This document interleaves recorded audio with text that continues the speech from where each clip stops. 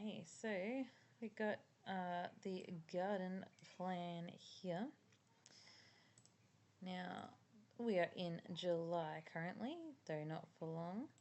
I'll show the front garden first. So I've got in a few things that I've already planted, like these zucchinis, and I've got things that I want to get planted. So I've got my orange mandarin and my other orange, my Jerusalem artichoke. So a few things that I have in here that are permanent. So things that don't move, particularly once they go in.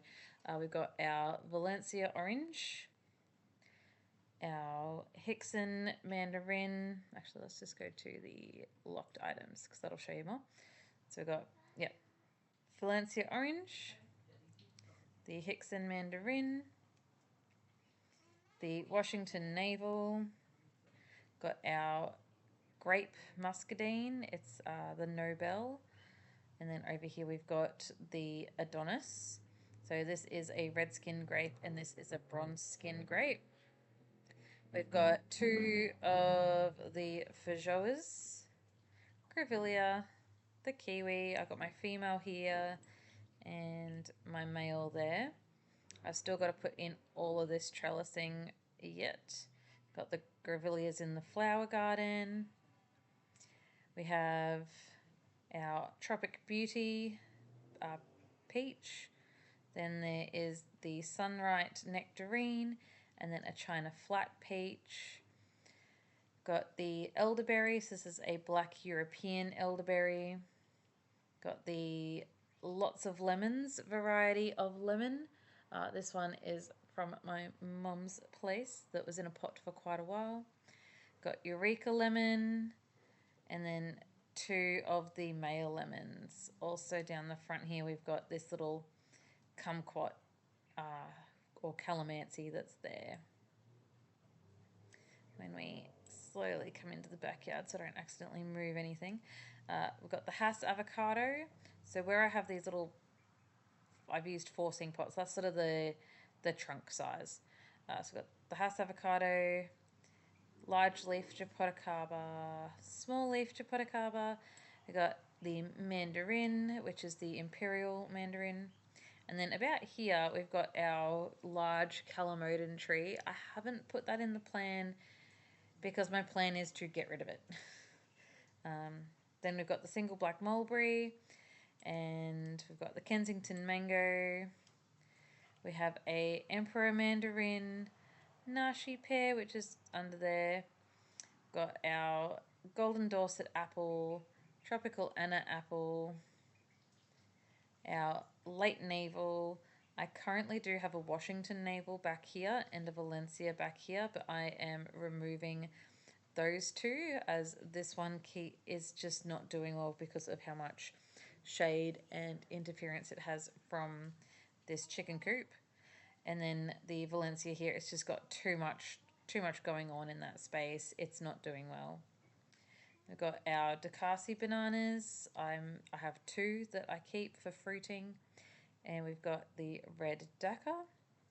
We also have a red Katui plant, coffee bean, the Arabica coffee bean, and the Blue Mountain Kenya. And then we have the Shoshone pecan, and then we've got the Cherokee, which is right next to it here.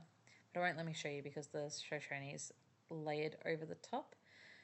And that is our permanent plants. The coffee beans, I'm still unsure exactly where I'm going to put them. They're still new to me, and they're also still just tiny little seedlings. So it'll be a while before they need to be permanently put into larger pots. My plan is to grow these in 200-litre grow bags, which we can move, but I'm not lifting a 200-litre grow bag on my own. That is just not, it's just not happening.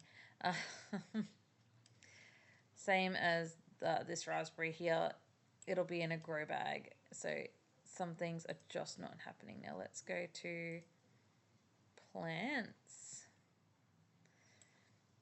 Okay, so things that are semi-permanent that I am just not moving is our blueberries. So you may have seen other videos where I'm out the front and I've got, this is our driveway, this is the road, this shows you where our north is. So things that are just sort of mostly permanent is our row of asparagus, our Mary Washington asparagus. It says 8 plants here, but I actually have about 28 crammed in at the front. It's just that 18 is what it gives me if I went to 28. That's how long it should be for 28 plants, but I have about that many squeezed in the space where I should have 18. And then, yeah, so we've got Maru, Biloxi, Sunshine Blue, Tiff Blue, Burst, and Kisses. But I did look out today and that way around. So Burst here and Kisses there. And then I've got to build a little section for my new blueberries, which are these 3 here. I have Misty, Brightwell, and Powder Blue. So these will be in 200 litre grow bags. Sorry, my child wants to be involved. These will be in 200 litre grow bags the same way that these blueberries are, and then they will also have that white raised not really like a garden bed, yeah, but it's like just a box, a white raised box made out of recycled pallets. There will be one around here. This helps keep the sides of the grow bags cool, and also it looks a lot more attractive than a grow bag.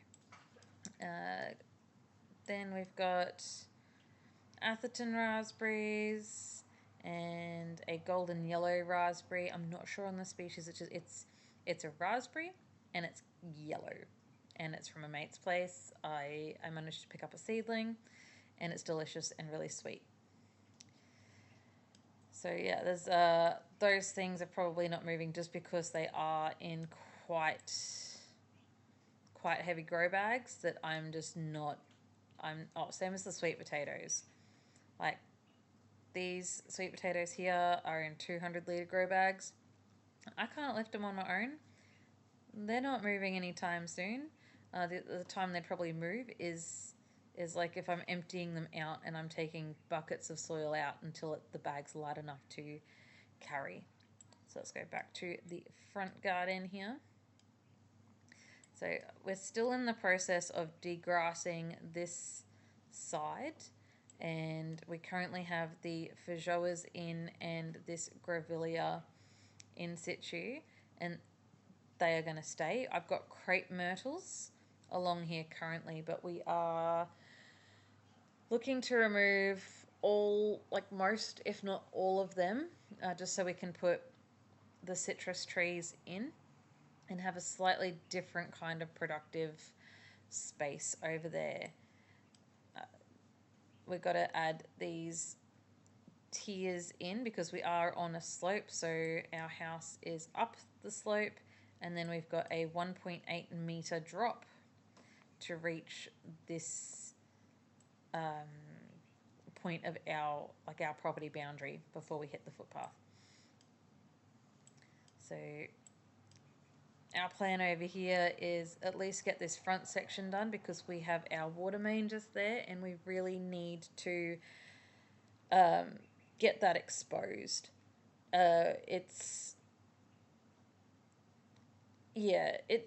We've been asked by council just to make sure it's more accessible than what it is. It currently is overgrown with grass and dirt, and it is quite an old water meter, so we've got to be very careful excavating it and creating space for it so that it remains accessible. Because I'm sure there'll be a time where we've got to fix it. I want to plant some thyme. So I currently have thyme growing, let's just over here. This thyme's been in for 2 or 3 years now. So I am propagating that, and we're going to pop it along this edge, I'm going to get some more lavender, some of the French lavender, which I currently have up here in front of our door, but I would like it some more down here because it brings the bees in, it creates a nice attractive border, and we can utilize the oils in the plant to create sprays and hydrosols, essential, like, nice things. Then I want to have some yarrow along here to increase pollinators and beneficial insects. And then I'm going to put my Jerusalem artichoke in behind. So it'll sit in grow bags as well, but these grow bags will be semi-permanent. So this will be something that I empty out and dig out each season so I can harvest my artichokes, or as Mark from Self Sufficient Me likes to call them farty chokes, because they do have a lot of fibre in them. And then I want to put a rosemary there as well. So this is sort of the plan to try and get done as soon as possible, particularly getting these citrus plants in and the tiers in.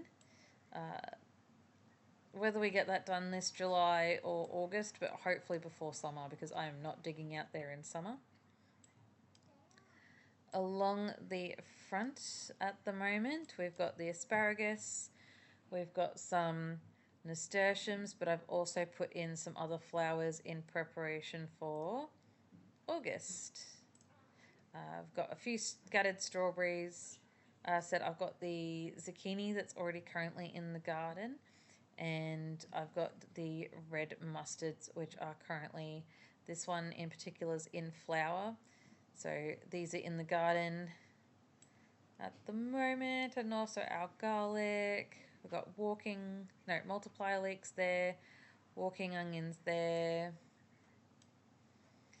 and then marigold. And like here I have a bunch of pak choi, bok choy, tatsoi just kind of growing and doing its thing, but they're all slowly coming to an end, so they're getting replaced come spring. Got some borage and my yarrow, where I've got all my yarrow cuttings from, and the fennel. I've got to add more yarrow here. And then this is our upstairs balcony, this little square. Let me just come here. Yeah, so as you can see, I've got the upstairs balcony. I've got my beehives. These are native stingless bees. And then upstairs we're going to have the yellow dragon fruit and the red dragon fruit, and these will be cascading over our balcony. And then we're also going to have some Buddleia as well, just for colour and for bringing in pollinators. So that's upstairs, so it's not downstairs, it's upstairs, these ones. Same with our cat grass, is upstairs. We've got some horseradish I was putting in here. I'm thinking about it, whether I move them from there. They're just in a small pot, like a 50-litre pot. It doesn't get a lot of sun, so I'm unsure on that one. And then this is where my entrance to my home business is. So I have a screen across here, and then in front I have arrowroot, turmeric and ginger, and some galangalal. And that's the front basically at the moment. Then at the back we've got our four-ways. I have seeded this with mushroom spawn. I've got my mushroom logs here. I'm yet to put my pond in. I've got my Reiko onions in, my peas in. In my pots I've got my taro. So I've got two different types of taro. I've got a Japanese taro, and then I've got the Bunlong taro, which is I think a South Asian. So this is more North Asia, like Northeast Asia, where this variety is like Southeast Asia. I'm still looking to get the Hawaiian taro, because they're like 3 kilos of like Rhizome or like tuber. Like they are massive. So looking to get some of them. And then I've got these peas in. This isn't really a good visual of what I actually have in this section. I kind of have been just sporadically throwing seeds of these. So I've been throwing onion seeds, beetroot seeds, carrot seeds, and leek. But I've got some leek seedlings that I did put in. But I've just sort of, particularly the onions, carrots, and beetroot, I've sporadically just been throwing seeds in at the start of like a couple of rainy days and like some overcast days in the hopes they will sprout and grow. And, I've had some success. Then I got some wasabi to put in. And, oh yeah, and then I've got potatoes in currently. I think they're about halfway. I put these ones in just after Easter, I think I did, or in May. They're growing really well. The spuds are probably the size of a 10-cent piece, if not a bit bigger at the moment, so they're nowhere near ready to harvest. They put lots of green leaf on, and I've just got to wait for them to die back. Over in my fruit tree area, which will be our duck area in here, the ducks will also be in here too, and they timeshare the grass with the chooks.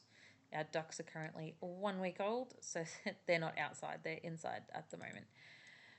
So I've got my strawberries that are my ground cover around my fruit trees.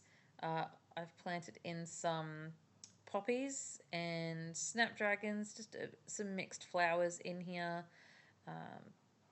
I've got to move over some walking onions. I haven't done that yet for July, but I certainly have pretty much most other things in, including like the climbing spinach. We've got the green manure in, the basil's in. Oh yeah, and I got a kiwi berry as well, vine, which is there. That's growing up over this fence line there, which separates the chooks from the fruit area. So the chooks in our place actually have from about here, so they got about 2 foot past this compost. About here, they've got all of this sectioning here. So that's what they have access to all the time, is that whole area. And there's 3 chooks using that space currently. And then we will have our 3 ducks using this space as their main access, because we are going to put a pond, like a raised pond in, so the chickens will be able to walk underneath the pond, like back and forwards under. They'll be able to sit under there on a hot day and it'll be nice and cool. And then obviously hide from predators under there, as well as what they hide under their roof. It's not a greenhouse roof, it is a solid roof, so it provides shade. It's also insulated so it doesn't get hot. So the ducks will have a little ramp in and a ramp out of their pond. So they'll be able to splash around there. We're hoping to make it about 1 by 1.2 or 1.4 meters, just to give them a nice significant splash area where they can have a bit of fun, have a bit of swim. They're khaki Campbells, so they're not a high, like their need for water isn't as high as some other breeds, but they certainly do greatly enjoy a good swim. So we want to provide that enrichment for them there. Of course, the chickens would prefer to dig under there in the dirt, so they're going to do that. Same way that they dig under the trampoline that's here. So that's our July garden. Oh, and this is our upstairs deck where I have my container garden. So I got 4 pots. In those pots, I have experimented with the cheapest potting soil I could get, which had a pH of 10, and we're just waiting it out until the pH drops down slowly over time as it composts, and I have a few plants in there. So that is our July. So, and also just a show around of like our different spaces. So this is retaining walls. This is our top level, the middle level, and the bottom level. And that's the slope that we're going to retain as well with time. So let's jump forward into August. As you can see, if quite a few more things popped up on the front yard, and if I zoom into the back and I go back to July and I pop it into August, you can see we had that little bit of a change down there and in our container garden. I also, like back here, I've got pigeon peas and cassavas. This is like a chop and drop food section there that the chooks forage in. Also got some comfrey in there as well. So in the back we've added the block of corn and a few more flowers in. When we come out here, I'm just being careful as I click and move, because if I accidentally click and move something, it'll make it more difficult for me to get it back in place. So I've added in, like, you can see these pineapples have come in here, calendula, we've got Alyssum, dianthus, calendula out the front in this front here, like right along that edge. It gets very hot and dry there, so I hope they do well. Got some spring onions that we are putting in. So that's for August. And then boom, September. So much more things. I've already started off the seeds for a lot of these. So got rock melon, pumpkin. They will probably cross-pollinate, so that'll be fun.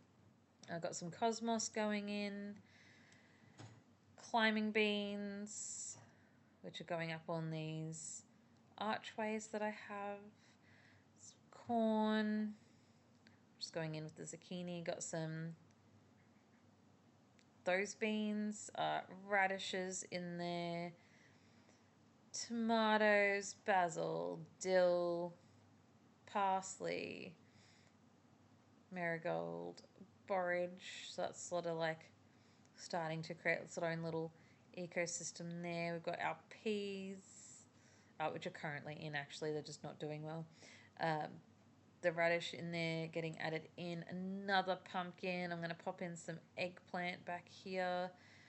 And if my rosella seeds actually grow, I'm going to put some rosella here. This garlic will start being ready to harvest from probably the end of September, like depending on how wet the season is. So if we get a very wet spring and they're starting to rot, I have to pull them out. They're not going to get any better. So hopefully we get to at least the end of September. Then the rosellas will go in. These will be quite small, so they're not going to shade out the garlic in that first month or two until they get a lot bigger. But we're just going to make sure they're ready to go in. And then we've got our lovely salad, like green section up here. I'm going to chuck in a watermelon because, you know, why not? This will work really well under these stone fruits because the watermelon's going to vine along here and create a ground cover. And then at the front, because it needs more sunlight, I've got my capsicums. Sunflower loves them. I've got lettuce going in, got okra going in. Status because it looks pretty, and I really like it. I feel like that's a good enough reason sometimes to just pop some stuff in.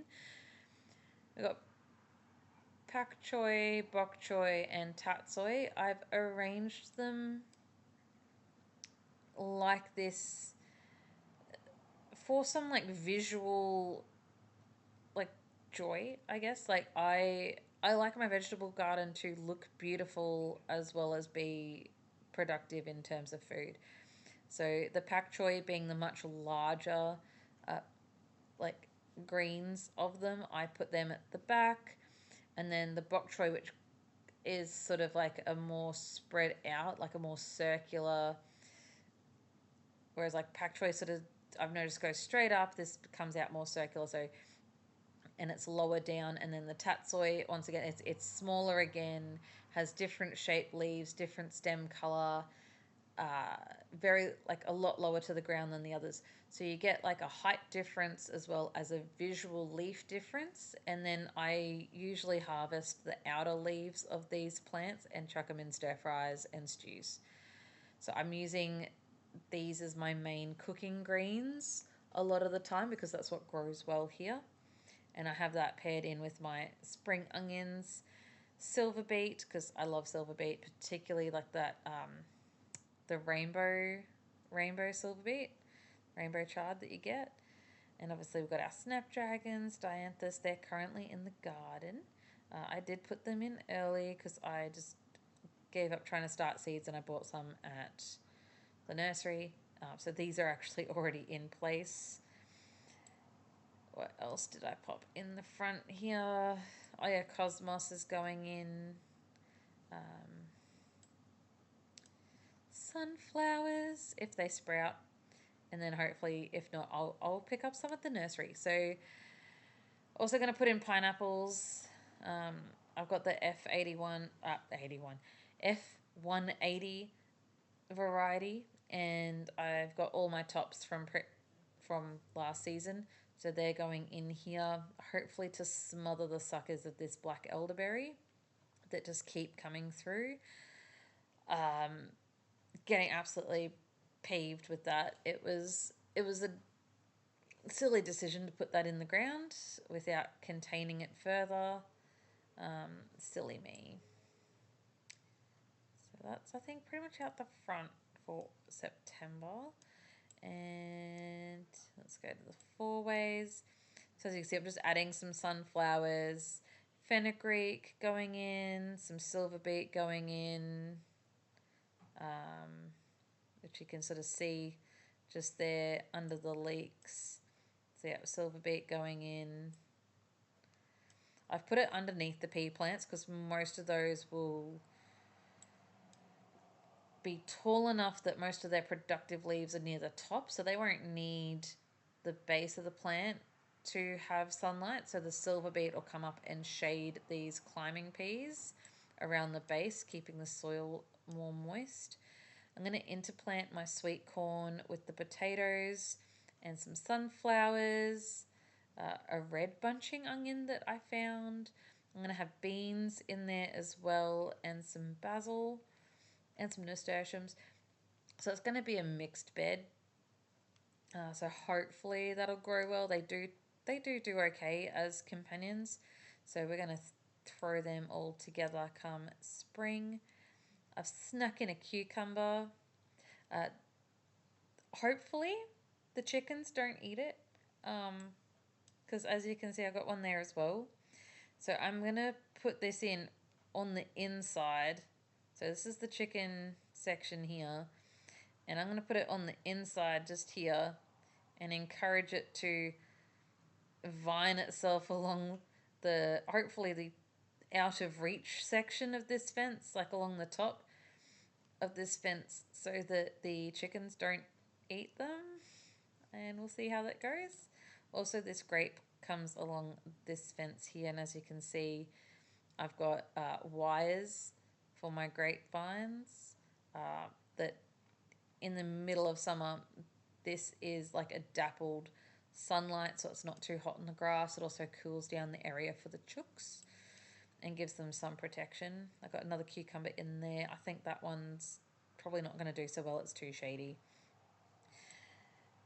More flowers is pretty much the plan for the fruit trees, because they're my production. The bonus is that, yeah, I'll interplant some herbs underneath, some vining plants, obviously the strawberries, and the climbing spinach, which I have. I think I got one. Yeah, and I got one there as well. So the climbing spinach, that's my production, and then most of it's just flowers to encourage pollinators to come in. And oh yeah, and I'm going to put in peanuts. And then I have my container garden, which this will be a separate video and a separate series. So keep an eye out for that. And then I'm just going to zoom out so you can see. So as I come through September, and I come into October. We've had a slight change. So just do that again. So September, October, ready? September, October. So as you can see, theoretically, I've harvested the potatoes and I'm getting some silver beet in there. Corn went into here as well as here. So got sweet corn going in, and oh, that won't let me. I have to zoom in. And then some of the red mustard I'm going to pop in for visual colour. So it's got reddish purple leaves.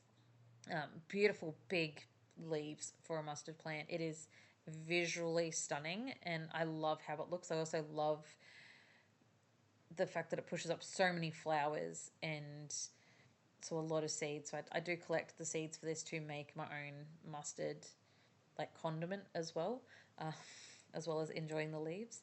So yeah, I've got sweet corn going in. I don't think much went in. Yeah, not much went in here. This was already pretty full, except I did so if you watch the lettuces, like this row here, go September, October, September, October. So we also got another row of beans going in. So I am staggering the planting of my lettuce so that I constantly have a supply of tender sweet leaves before the plant gets too far gone and the leaves start turning bitter. So I'm succession planting my lettuces. And then I'm just going to skip to November. As you see, I've put in my gourds. So I'll do that again. So October, November, gourds going in. Obviously the garlic is gone in November and more lettuces popped up. Now let's go to the back. I don't think much changes at the back. No, I put some loofah and the loofah's going to climb over this chicken area basically, so it'll provide shade for them for summer. Hopefully the loofahs won't get eaten by the fruit fly. And then December, as you can see, some things get harvested, some things go in. Putting the lettuces along the south side of my asparagus because it's where the most shade is. It's also where it's the coolest. So that is going to keep my lettuces producing for that little bit longer. Come back here, got December to November. Obviously, I've moved my pak choys, bok choys out the back.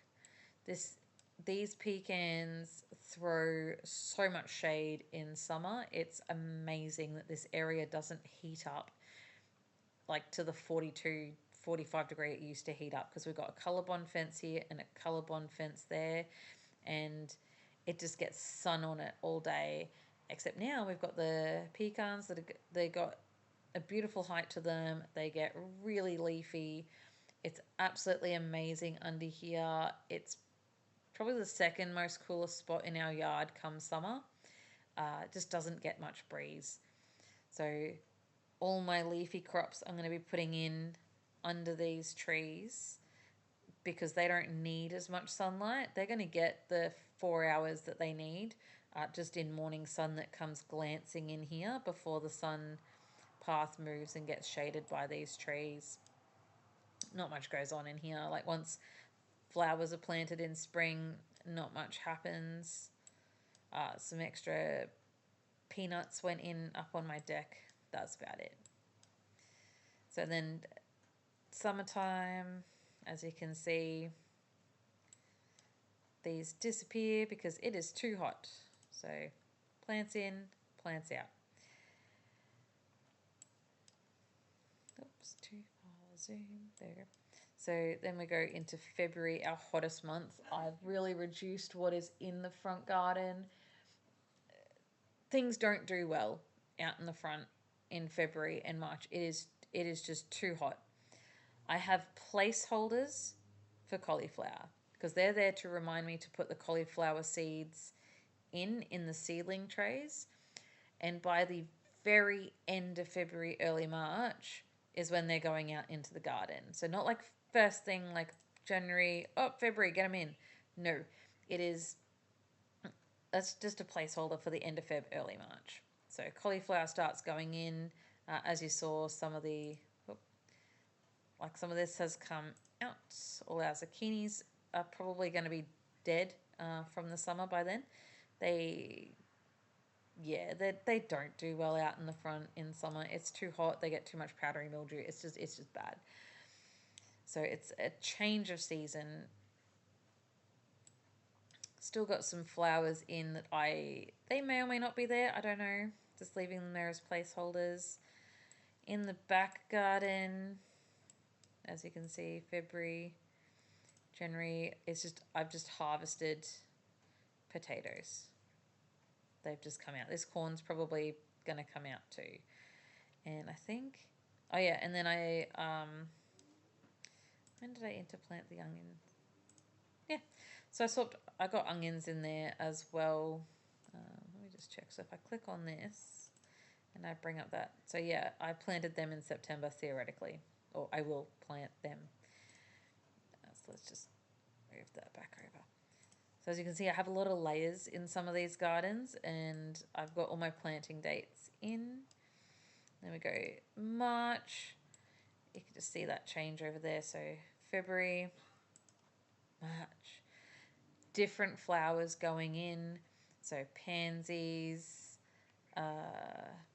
cornflowers. What else is going in? Marigolds, more garlic, because March is when I plant my garlic crops. Also, we've had a change out here where we're moving the carrots and beetroot over into this garden bed.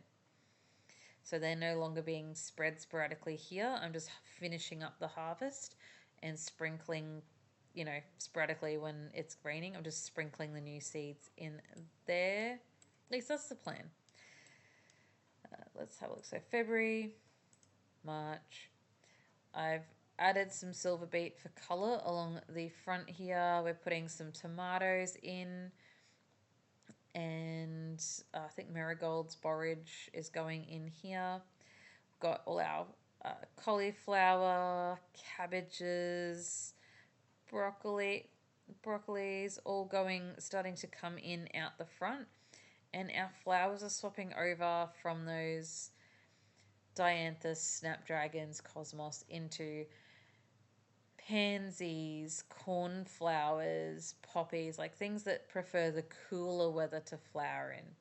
So our autumn flowering plants. So they've started moving in because I like flowers. I try and make sure the flowers I plant are edible, but sometimes not always.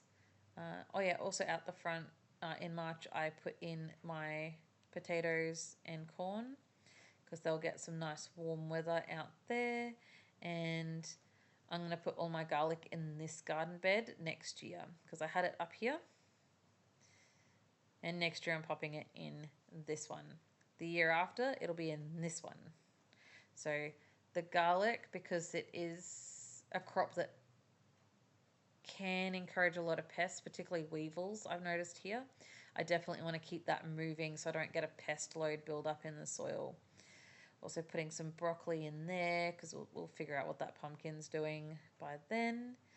Now let's skip forward. So as you can see, we come into April and I've moved all my strawberries, moving my strawberries out here, and then hopefully I'll move strawberries out here as well.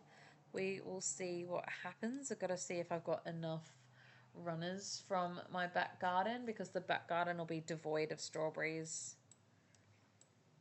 Like all of these, that they got to finish up because they've been in that ground for 3 years. They're going to start making it so toxic for themselves that they won't be able to grow.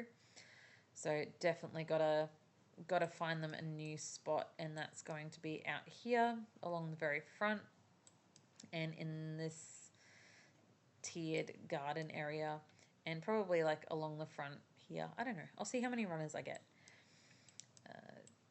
As you can see back here, I've added some of the brassicas into this area as well. So obviously the shade loving, and back here got April, and then May. Obviously as things get harvested they disappear. May, and then June. So you can see that changeover through those months in the front there into more of those winter crops. So the brassica family, we're warm enough that I, particularly out in this front garden, I can still grow corn through winter. It might not do as well, but I can certainly get it to grow. So June, same thing. You can see as I go from March, April, May, June, things just change position and what I've got. So that's my layout. That's my plan. Now that I've told you all the plan, we'll see whether I stick to it. If I go into my plant list and I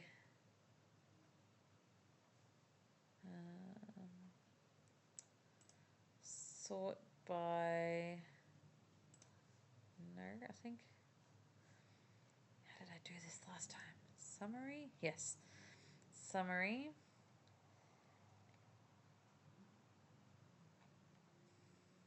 No. Individual planting. Yes, this is what I did. So this is let's go. There we go. So this takes us to what's planted in July. As you can see, all these July. Some things it's because I've had to place one rather than a block of them. Like it doesn't tally up every single one for me each month. So I actually have to come in here manually and go 1, 2, 3, 4, 5, 6, 7 mustards for July, and then hope that somewhere down here in July it doesn't have more mustards. But as you can see, like some of these are July to September, July to October, just depending. So I can come in here every month and just say, like, we're coming into August now. So as I can see, in the next week, I want to make sure I've got 4 like multi-sown patches of cherry bell. These are individual ones for my container garden. I just wanted to differentiate them in the visual way. And then I can just easily see by coming down here that I've got to make sure I've got certain plants ready or buy certain plants. Some I've already put in for August. I just put them in early, like the dianthus, the calendula, and the Illicium. I got to get more Illicium. So yeah, like I come down here, like come September, as you can see, it starts coming into that pak choi, and then what I would want to do is, mid-August I'll look through this and go, okay, I want this in the ground in September. I don't want to plant seeds. I want this to be seedlings. So I know that it'll take 3 to 6 weeks for pak choi to be ready from in a seedling tray to be able to put in the ground. So I actually have these planted out in trays now. Same with the lettuce, because I want them ready to go into ground. It may not be all of these, it may be half of these, but just so that I get a spaced out planting. But as you can see, I've got a lot of things to get for September in that start of spring. Most will probably be going in August. So yeah, all of these in September.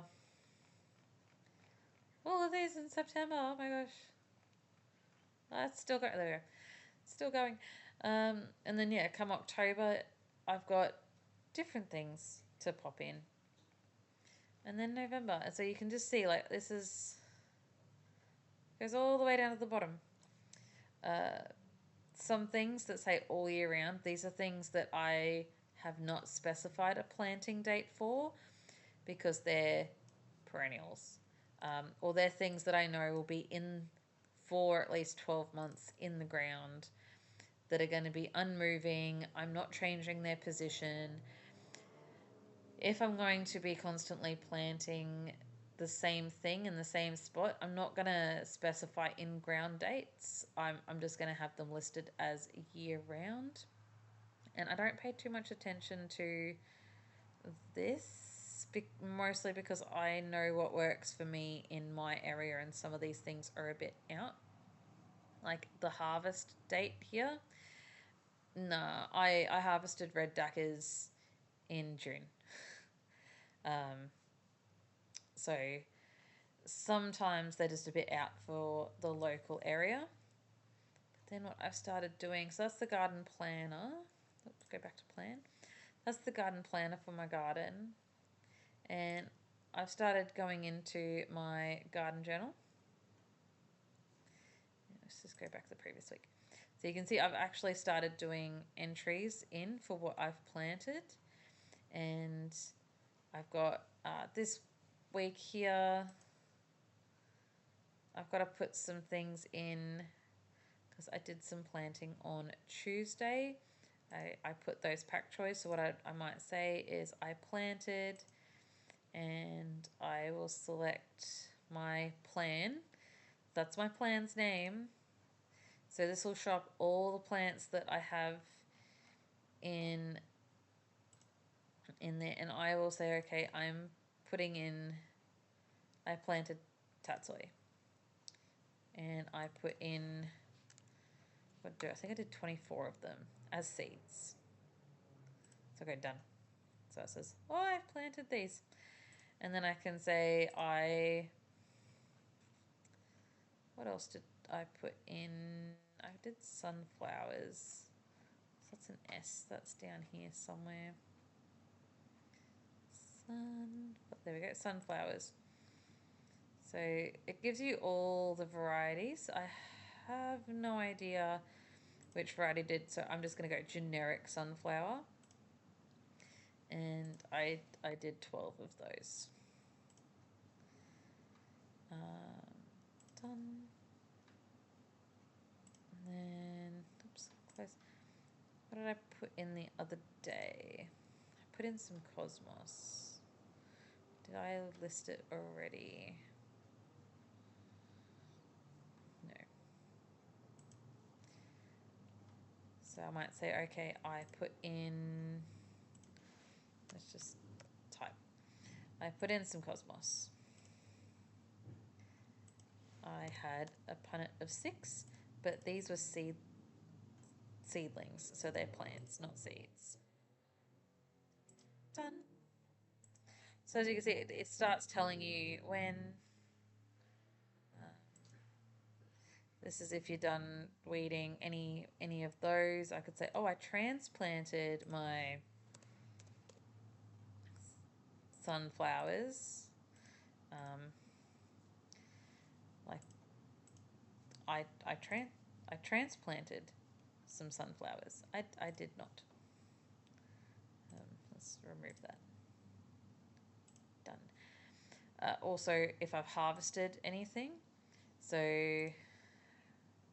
what are we, the 24th, so yesterday I harvested peas.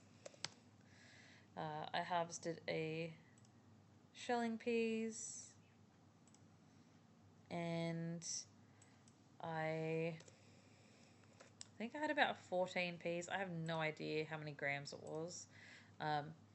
They got eaten out in the garden. I didn't bring them in for weighing. So I harvested peas. I also harvested some oranges that were my Lane's Late Navel, and I did 2 of them. I haven't weighed them yet either. So as you can see, like if I start using this garden journal more regularly, I will start collecting a ton of data. So it has watering. It shows that I watered these weeks. I haven't had to water this week because it has been raining. As you can see, like Sunday, we had a bit of rain. But you can see, yeah, harvesting, planting, starts giving you a lot of data there. And then this app also has videos.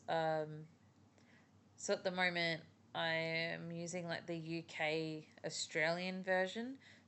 Um, so it has a few different people you may have seen around on YouTube in there. But then if you go through via the Self Sufficient Me website, you'll actually find all of Mark's videos will be here.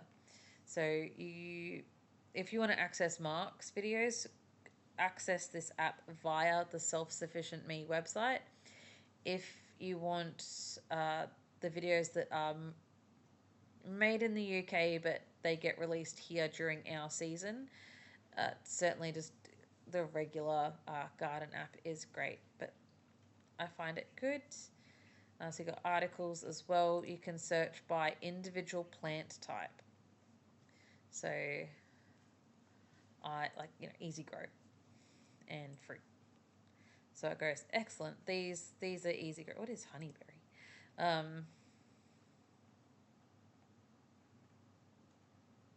Not a blueberry.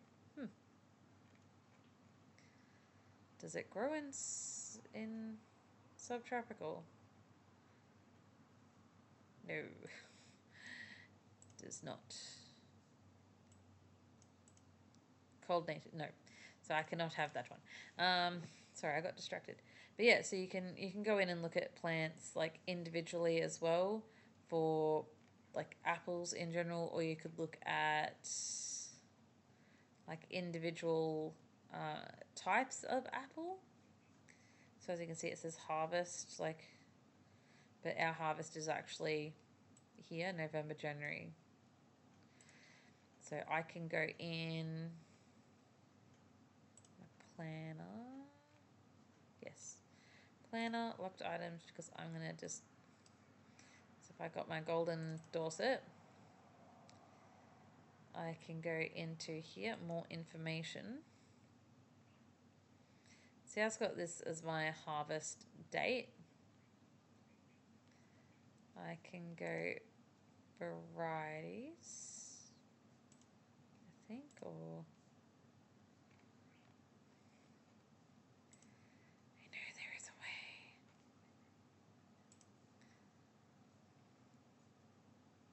way. Customize varieties. There we go. That's where it is. I can then edit and I can be like, well, it does do January. I can put in that I, typically see my harvest here. So I know I can harvest December, January into Feb. Sometimes as early as late November, but certainly this time of year, I see a lot more. So I can go save all changes, and it saves it, and you can see it's come up there. So yes, I want to save. So go back to so I can't change it. So yeah, I love this app. This is sort of how I set out my garden. What I like to do, and I'll show you just in a new plan. So I'll just go the neighbor's garden. So as you can see, like I've got, this is that zero cost garden project that I've been working on. This is good July. So at the moment, that's actually not there anymore, but it was for 2024. When I'm planning a garden, so just say I'm planning over here, I can select which ones I want, but if I know I like to eat a certain amount of cauliflower each year, so say I want 15 cauliflowers as my harvest, I'll just pop them all over here, or even better yet, I'll pop one in and go, I want this one to get planted in March, and I know it's going to be harvested by September. And I might do that many, and then I'll just copy one more, but then I'll change it to April to do a succession plant. And then I, you know, want that many in April. And then I might want to do a succession plant in May. Don't do it in May. It'll be terrible. You will not grow them fast. So I want that many. And then I'll go through and go, well, I want corn. How many, like, when do I want to plant it? How many do I want? Do I want to do individual plantings like this where I can, you know, move them all around the yard? Or am I going to do a row or a block? Like, corn I know needs to be planted in a block of at least 16. That's preferable, like at least 4 by 4. I can sort of tweak that and go, well, I might do 3 by 6. So I know I need to have X amount of those blocks because corn has to be planted in a block. I will have these like just up off the side of my plan that I can go, okay, let's go back.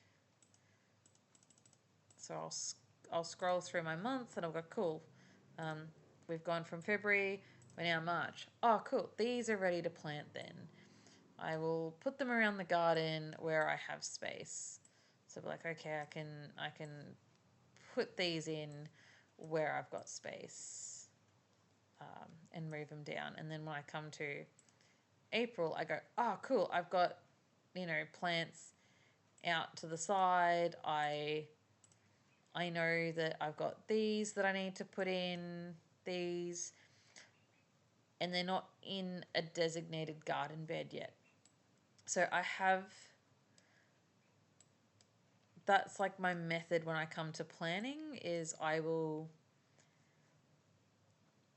have off to the side all of the plants I want to put in. So my predicted harvest, what I want to get out of it, I will put them off to the side and I will have them set for the months I want to plant them and the approximate time that I expect them to be harvested and out of the garden and either eaten or in the compost, whatever I'm doing with them.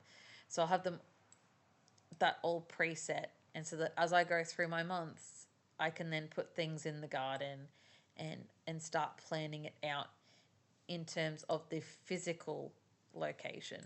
So, you know, I can start making it look pretty. I can start thinking about, you know, adding in color and texture for leaves. Like over here, we've got the silver beet in with the cabbage. So we've got something that's round and tight and green versus something that's got large, leafy, open, some red, some pink, some yellow. And then we've got the tomatoes coming up tall. We've got dill, which is nice and feathery. We've got the coriander, which has like those nice, soft, light, feathery leaves that's kind of like parsley, but not quite, and it smells weird because I don't like it. And then we've got the colour of the borage. So I'm looking at colours, textures, also locations of plants. Like down here, I've got the cornflower at the front and then the taller lavender at the back, followed by the blueberry that's, of course, it's in a pot, it's going to be taller. Same over here, you know, I'm thinking I've got corn, which is tall, potatoes, which are kind of on the ground. This gourd's going to climb up and go over the top of this trellis. I'm thinking, okay, these lettuces have gone in you know, in in March, different M. You know, this has gone in, so it's shaded by the asparagus, which is quite tall in March. Then come April, there's some more lettuce. And then in May, because I'm starting to chop the asparagus, I'm bringing in my cabbage. And particularly by June, this asparagus is all chopped down. The cabbage is going to be my biggest shade producer out here. And we also don't want a lot of shade in the middle of winter. So we got that going on. So I'm thinking all those little things after I have gone and copied and pasted my you know, my plants, so my cauliflowers. Like I did the same with the Pack Choice. I copied and pasted individual plantings of them. I said, like the main ones I do blocks is the corn, potatoes, because I tend to just chuck them all in the same bed. Another one that will have a block is move the thing is like these ones where I've gone, you know what, I'm just throwing in seeds if I don't think all will grow. And I may have more than 119, but probably a lot less.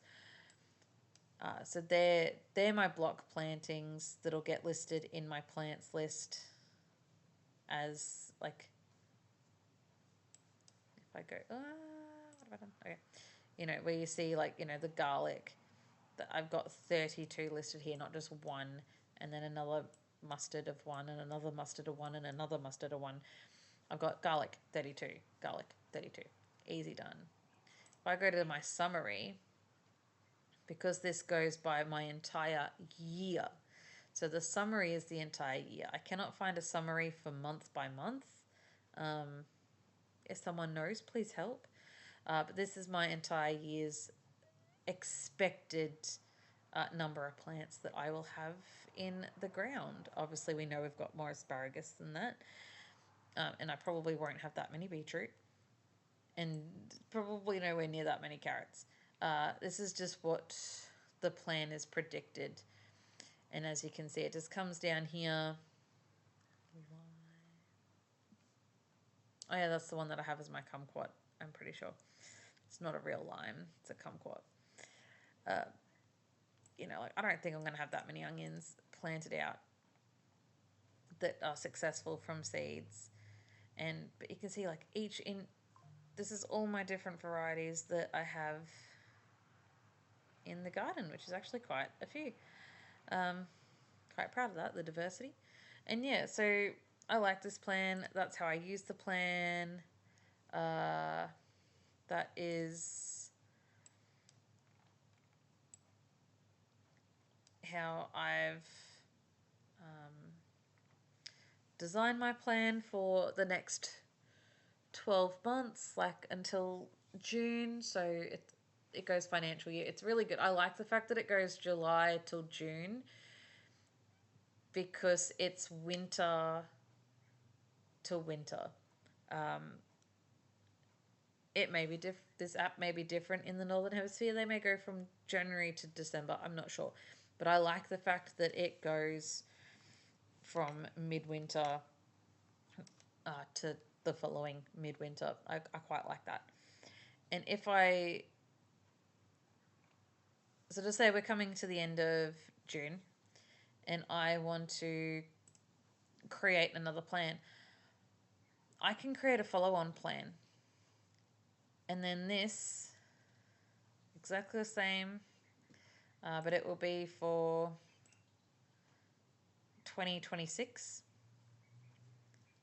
Yep, there we go. So the year 2026 to 2027. And I'm just going to create it now, but I'll delete it later because I will update my plan as I change my mind. There we go. So it's given me my new plan. And what this is going to do, so is show me July. So where the previous plan, let's quickly do this. So the previous plan we're in June, and if I click again, it takes me to this July, so current July, not future July. But then when I go to future July's plan, it's showing me future July. And then August, September, October, November, December. So as you can see, my garden starts to depopulate because I haven't planned that far ahead.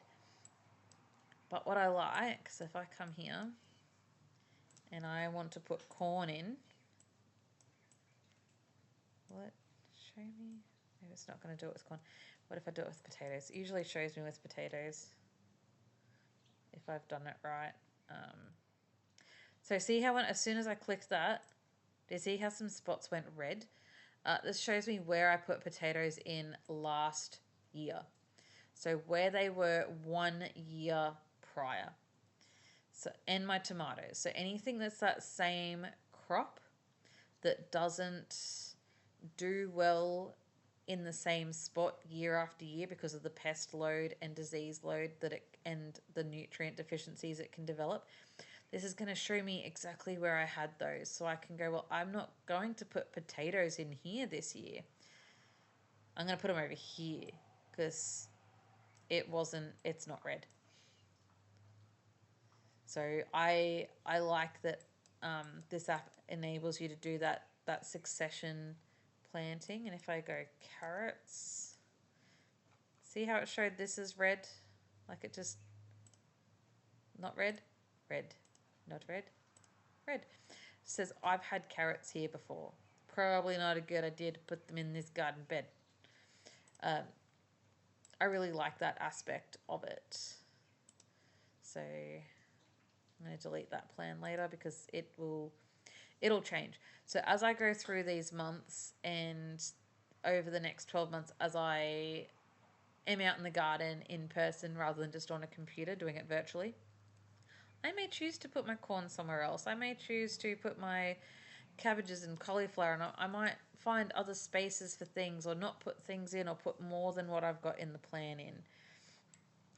I will then come back and I will adjust my plan accordingly. So if we are in, say, December, and I just decided to not put this block of sweet corn in, I just decided it's not going to be in, I'll just delete it out of the plan. So it's gone. That way the following plan that goes on from this, that I always create about the May or June, when I know that I'm sticking to the next month's plan, it won't have that as an area to be concerned about with the corn. I might not put the potatoes in, so I may be able to put them there the following year. But yeah, I really like this app, and that's how I have planned out my space for the next 12 months. Also, I like this app because it shows you the root zone that the plant takes up, so that if you're overlapping, you can see that you got root competition. Particularly in areas where you've got trees that you're planting in underneath, but I tend not to pay too much attention to that. But yeah, I quite enjoy the app. This is my garden plan. Hopefully I follow it this year. We'll see. And you guys will see, because if you're following along, you'll pay attention. One thing I am going to go along this year and show you step by step is how I plan this zero cost garden out, and how I also plan out the, where's the backyard one? How I plan out the zero cost back garden. So when I start putting all this in, this is the plan, whether it sticks to this plan or not. But I'm going to walk you through that step by step, and that'll be a different video. But thank you for watching. Sorry it was a long video. I just wanted to, I guess, showcase as best I could how I've done this, and show you how things are moving through my garden month by month in one video, so you don't have to watch a time lapse. Because, you know, I can't do that yet because we haven't had the 12 months yet. So yeah, hopefully it all goes to plan, and I hope you got some good information out of that video. And yeah, if this was useful to you, it might be useful to someone else. Feel free to send it, share it around. But yeah, hope you enjoyed.